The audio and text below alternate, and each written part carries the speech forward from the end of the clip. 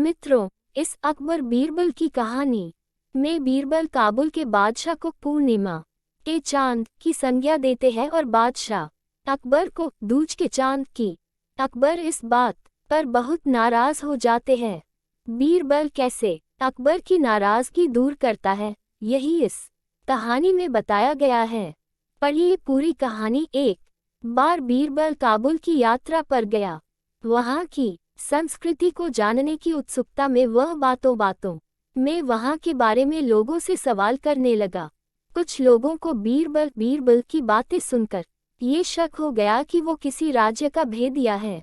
उन्होंने ये बात काबुल के शहंशाह के कानों तक पहुंचा दी। काबुल के शहंशाह ने बिना देर किए बीरबल को गिरफ्तार करने सैनिकों की टुकड़ी भेज दी। बीरबल को गिरफ्तार काबुल के शहंशाह के सामने पेश किया गया।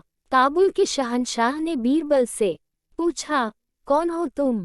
हमारे राज्य में क्या कर रहे हो? बीरबल ने उत्तर दिया, हुजूर, मैं एक यात्री हूँ। भिन्न भिन्न देशों का भ्रमण करना और वहाँ की संस्कृति के बारे में जानने का मुझे शौक है।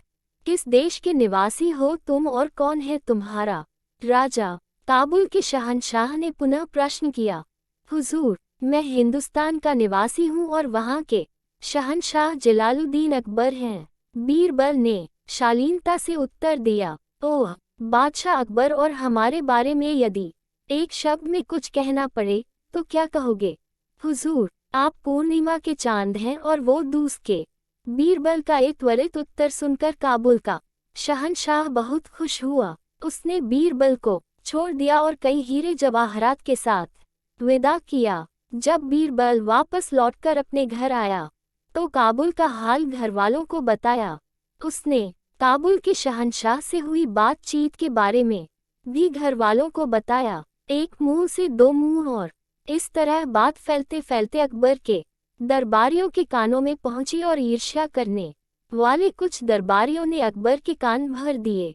जब अकबर को मालूम पड़ा कि बीरबल ने काबुल जाकर उन्हें काबुल के शहंशाह के सामने दूज के चांद की संज्ञा दी और काबुल के शहंशाह को पूर्णिमा के चांद की, तो वे बहुत नाराज हुए। अगले दिन जब दरबार लगा तो उन्होंने बीरबल पर व्यंग्य बाण छोड़ते हुए कहा, क्यों बीरबल, काबुल जाकर तुम तो काबुल के हो गए।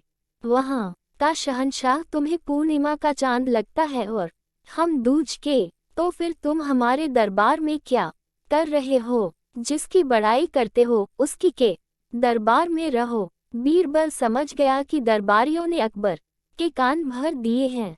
उसने तुरंत उत्तर दिया, हुजूर, पहले आप मेरी पूरी बात सुन लीजिए, फिर कोई निष्कर्ष निकालिए। पूर्णिमा का चांद आकार में चाहे कितना ही बड़ा क्यों न हो, प्रतिदिन घटता चला जाता है और अमावस्या के दिन पूरा अदृश्य हो जाता है।